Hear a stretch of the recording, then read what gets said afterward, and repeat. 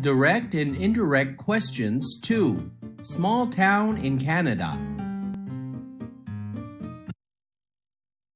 Learning goal. Students can understand common sentence patterns in direct and indirect questions. Direct and indirect questions. You can use direct and indirect questions when asking for information in English. There are differences in sentence structure and levels of politeness and formality. Direct questions and examples. There are general and normal questions that can be used to ask our family, friends, or a close circle. Why did you come? When will you start the show? Where is the supermarket? Who is that person? Indirect questions and examples. These are the questions which are asked in a polite or obedient way. These are generally used to ask strangers, officials, etc. Do you know why he came? Can you tell me where the supermarket is?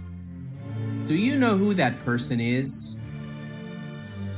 Dave went to Toronto for a 2-week holiday, but after 5 days he wanted to see more of Canada.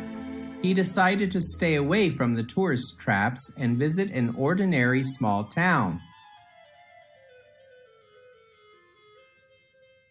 He asked a clerk at his hotel, "Can you tell me a nice small town to visit that is not too far away from Toronto?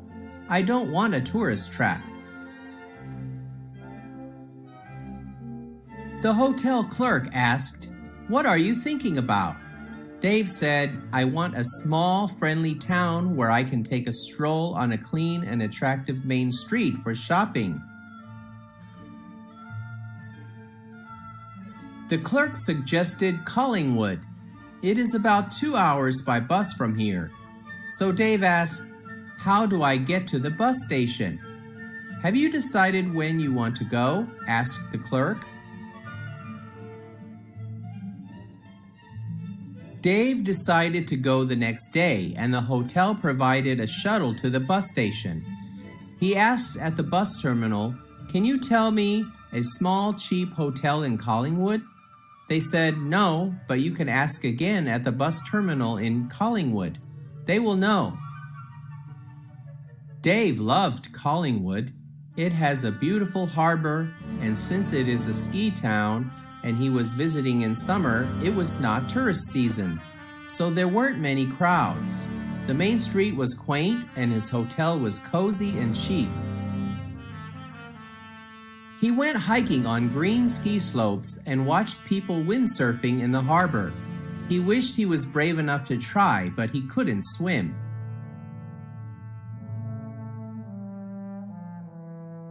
Dave visited a cottage and went for a boat ride on the small lake.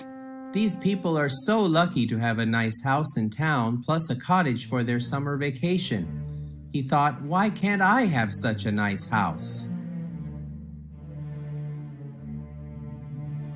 The town was very suburban, like living near a city, but it was also quaint, like a village far from the big city. When can I come here again? Dave asked himself. He didn't know when, and he hated to leave. A few days later, he was back in his hotel in Toronto. "Did you have a nice time in Collingwood?" the clerk asked. Dave smiled. "Yes, thank you for your suggestion." Dave packed to get ready to return to Taiwan. He had some interesting souvenirs for his friends and some beautiful photos. But more importantly, he had precious memories of Canada.